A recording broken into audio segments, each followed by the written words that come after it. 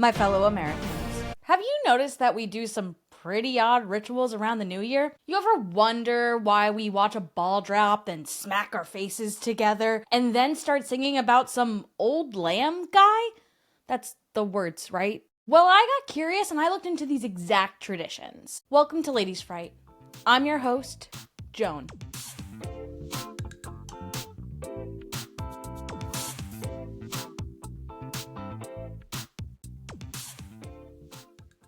Okay, admittedly, this is not my first go at this concept. I was actually halfway done with one script and then completely scrapped it. I was going to talk about New Year's traditions and superstitions from around the world.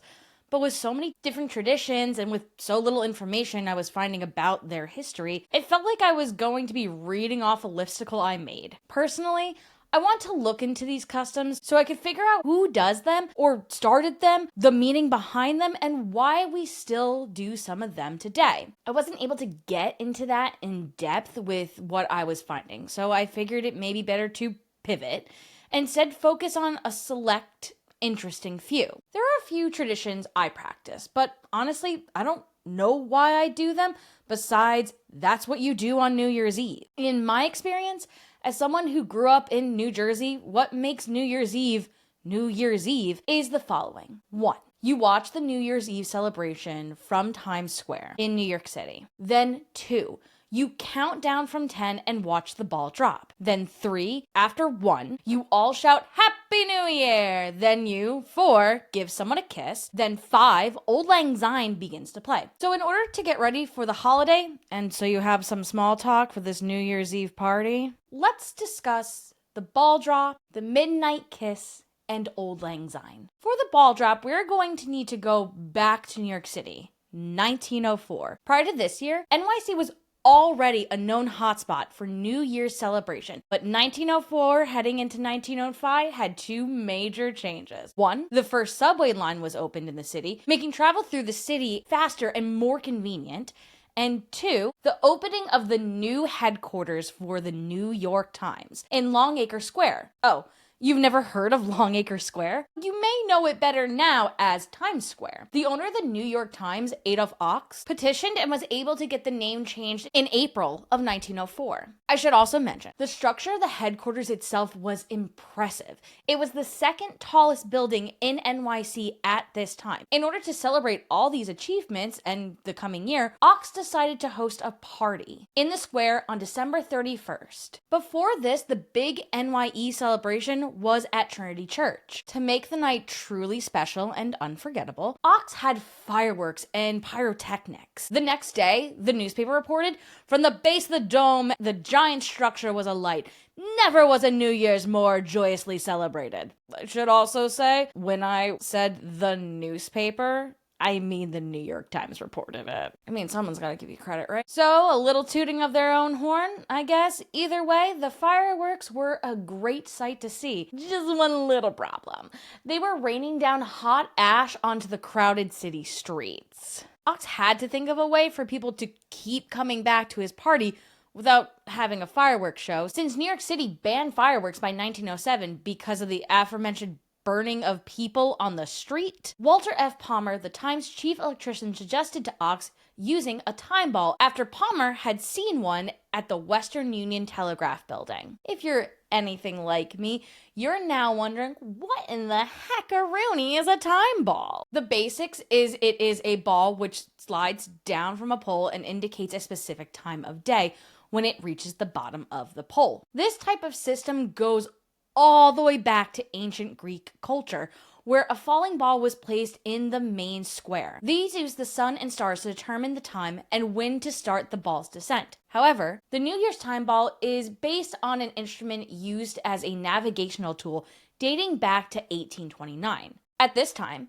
ships had this tool called a marine chronometer, which was a precision timepiece. The marine chronometer would determine the ship's location while out at sea. To make this determination, the timepiece uses the longitude compared to the Greenwich Mean Time, or GMT. This is where the time ball comes into play. These balls were put on top of buildings near ports and would drop starting at 12:55 and finish at 1300. Well, except in the US ports, where it started at 11:55 and finished at 12.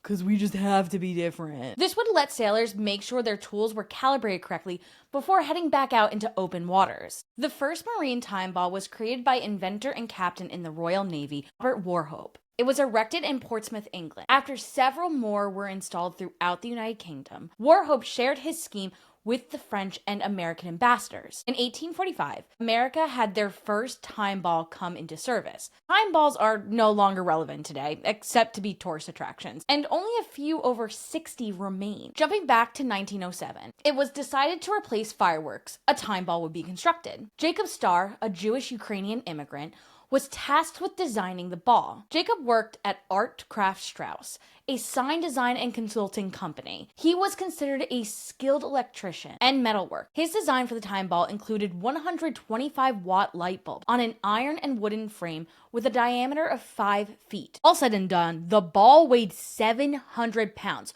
or 317 kilograms. An elaborate pulley system was designed so the ball could descend a 70-foot flagpole. It took 6 men to hoist the ball to the top and then lower it back down 10 seconds before the new year started. For that first year with the ball, surrounding restaurants had their waiters wear top hats with lights sewn into them that said 1908. When the countdown was done and the ball had dropped, they switched the lights on to make an even more dazzling display and match the 1908 sign at the bottom of the tower. Since that new year, the ball has dropped every year outside of 2. In both 1942 and 1943, New York City was practicing dim outs. This was World War II, and the bright city lights made NYC vulnerable to attacks by both air and sea. The lights made it easier for bomber planes to see targets at night, while also outlining the shore where German U-boats could aim attacks. Unlike British blackouts, dim outs did not include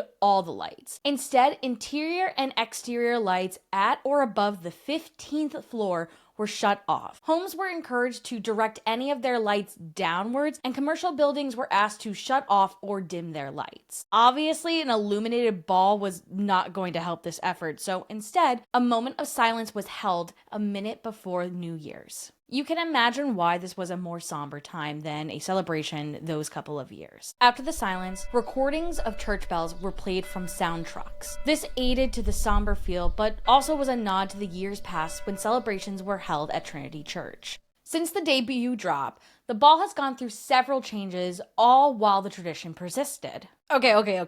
The ball has dropped. We all know what comes next. People scream, "Happy New Year!" and they turn to a partner and share a kiss, which, stepping back, is a bit odd of a ritual, at least here in the States. I can't think of many other traditions outside of wedding ceremony and mistletoe where you are encouraged to kiss someone. As a fun note, I asked a couple of friends if they could come up with some of these traditions, and I had one say kissing cams. Yeah. So why do we kiss at midnight? Would it surprise you to hear that it goes back to ancient Rome? No?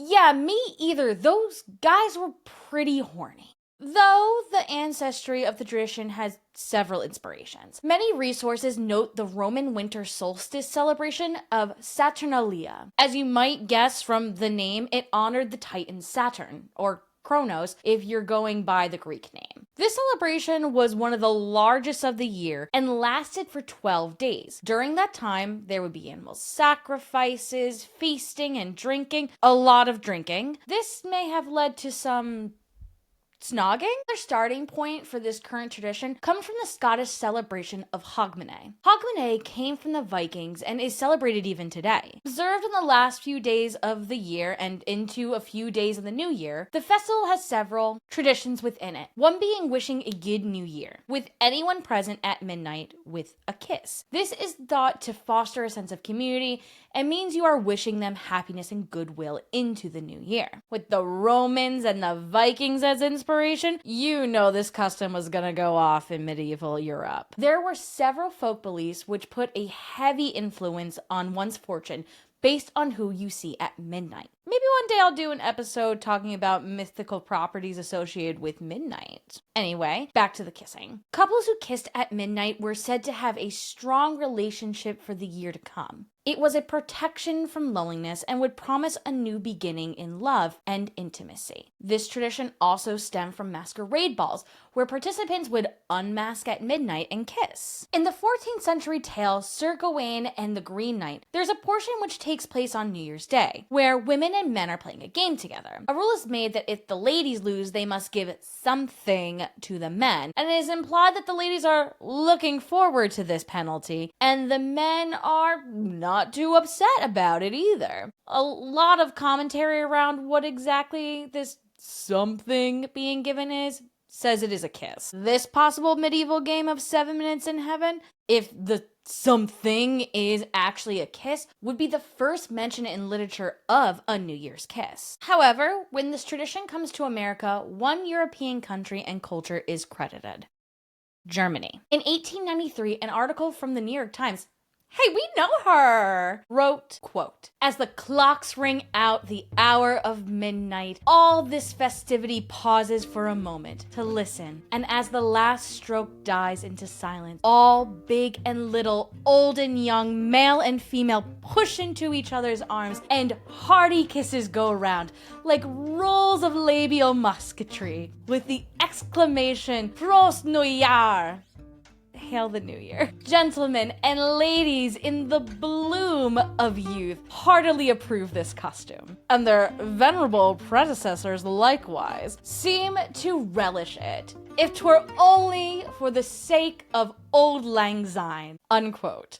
This was the first recorded account of this tradition in America. Back in Germany, the New Year celebration took place on December 31st around a bonfire. This is where the kiss tradition was said to have started, though this cultural appreciation comes with the prejudice of others. America has always had a hot and cold relationship with immigration. There have been immigrants the country accepts more of, both in a legal and societal sense, and other groups the country accepts less and purposely discriminate against. At this time in history, German immigrants were seen to be more respectable than Italian or Irish immigrants. Germans were thought to act more proper due to coming from a more prudish culture, which I guess kissing is an odd tradition to take from there, but hey, what can you do? People like getting little kisses. In modern days, some suggest the kiss has more mystical properties. Kissing someone at the start of the year will prevent a year of loneliness. If you're kissing someone you are already in a relationship with, the midnight smooch will ensure the strength of relationship for the next coming 12 months. Just so it's out there, if you are planning on participating in this tradition, make sure you are practicing informed consent. Make sure your partner knows your intent, knows of possible precautions which may need to be taken. Like, hey, I had a tickle in my throat last week, but I feel better today. They enthusiastically agree. After locking lips, a tune begins to play. Maybe you know the words, maybe you just hum along, maybe you've been too distracted with that kiss everywhere to even know that there was a song before New York, New York. Either way, a tune whose lyrics barely resemble American English plays. Should old acquaintance be forgot and never brought to mind? Should old acquaintance be forgot and Auld Lang Syne? Okay, even with this opening verse, I have several questions. What language is that? Why has it become an American holiday classic? And what does it even mean? Auld Lang Syne comes from Scotland and was written by Robert Burns, Scotland's national poet. Burns was the eldest of 9 children and still managed to get an education despite his poor health and his family's poor financial standing. He had a special interest in Scottish tradition and Scot language. Scot is a West Germanic language and has a literary tradition that dates back to medieval times. This fascination with the language and the tradition led Burns to going around Scotland and trying to collect poems and folk songs in order to preserve them. In a letter, Burns wrote about hearing an old man singing Auld Lang Syne. But I hear you all asking now, wait, Joan, didn't you say he wrote the poem? I did, and he did. It could be debated that even though Burns did write the poem, he did not create the poem. Kind of. The original words can be traced back to a 1568 manuscript, which had a piece called Old Kindness Forgot. In order for him to publish these works, Burns would rewrite and change the words to some of these folk pieces. Auld Lang Syne was first published to the Library of Congress in 1796. However, the version we know was published in 1799, 3 years after Burns' death. As mentioned previously, Auld Lang Syne was originally written in the Scot language, with the version we sing today having a lot more English in it. Auld Lang Syne is Scot for old long time, or how we may say today, for old time's sake. The song begins with a question, asking if we should not be thinking of people and times from our past, for old time's sake. Should old acquaintance be forgot and never brought to mind? Should old acquaintance be forgot for Auld Lang Syne? The next two verses respond to the previous question that you should remember the past, talking about it and those you knew fondly while sharing a drink. For Auld Lang Syne, my Joe, for Auld Lang Syne, we'll talk a cup o' kindness yet for Auld Lang Syne. For surely you'll be your pint stoop, and surely I'll be mine, and we'll take a cup o' kindness ye for Auld Lang Syne. In Scotland, the song is sung to comfort those going through an end while reminding them that there are new beginnings. You may hear it at funerals or graduations, and you do most certainly hear it at Hogmanay celebrations. New Year's is widely seen as a time of reflection, but also a time for hope. So how did a very Scottish tradition end up being a staple in America's celebration of the holiday? Well, you can thank Canada for that. Guy Lombardo was known as the last great dance band leader. To celebrate the new year on the night of December 31st, Lombardo put on a concert. If this sounds a lot like Dick Clark's New Year's Rockin' Eve, you are not far off, but Lombardo was first by a long shot. Starting with this tradition back in 1929, Dick Clark started in 1972. First, starting on the radio. In later years, the concert was televised. From the very first one, Lombardo did a performance of Auld Lang Syne, and he kept doing it until the last year of the annual concert in 1976. These performances were broadcasted to New York City and became part of the NYE tradition. So why Auld Lang Syne? Well, Lombardo grew up in Ontario. He was quoted in 1965 in a Life magazine interview saying, quote, "In our particular part of Western Ontario, where there's a large Scottish population, it was traditional for bands to end every dance with Auld Lang Syne. We didn't think it was known here. When we left Canada, we had no idea we'd ever play it again." Unquote. In modern years, Lombardo's 1947 recording is used after the ball drop. And with that, we bring one year to an end and begin another. The new year is a time for meditation. Often we are asked to look back at the previous year and draw conclusions on what we can do to make the next year better. So I find it interesting. I never thought to look back and see where some of these popular customs even come from, or consider why we do them and what it means for us today. So as this year comes to an end, I hope you take time to reflect. Whether we are talking about the paranormal or this mortal realm, the world is a scary place. Maybe we can start to be the change we want to see by just being a little better than we were last year. But what do I know? I'm just some lady talking about some frights. Happy New Year, everyone. Thank you so much for celebrating this year with me. Thank you again for choosing to watch Ladies Fright. I feel like I ended this episode on a somber note, and I didn't mean to, because I don't think it has to be somber. I think I do get somber reflecting back and also like thinking of ways that I could be better and ways that I could show up better in the next year. Funny enough, I don't make resolutions. Because I don't make resolutions in the new year. I make resolutions on my birthday because for me that's like the personal year. So I think that's when you like should decide like what is that year gonna look like for you because it's your start. But yeah, this was really interesting. I really didn't know where any of these traditions came from. And it's so interesting to see how they've been influenced over time and how they come from such different places and how we've like melted it into our own and made it our own traditions. If you would, I would love to hear what are some traditions that you do for New Year's Eve. Either ones that are cultural that you have, or ones that like you do just yourself. To me, honestly, New Year's is not that big of a holiday. Christmas is the big family one that we do. And then like New Year's is just partying and we try not to get too drunk. Don't drink irresponsibly. And as I said, practice informed consent. And yeah, that's it. I hope you have a great new year. Be safe. Love ya. Bye.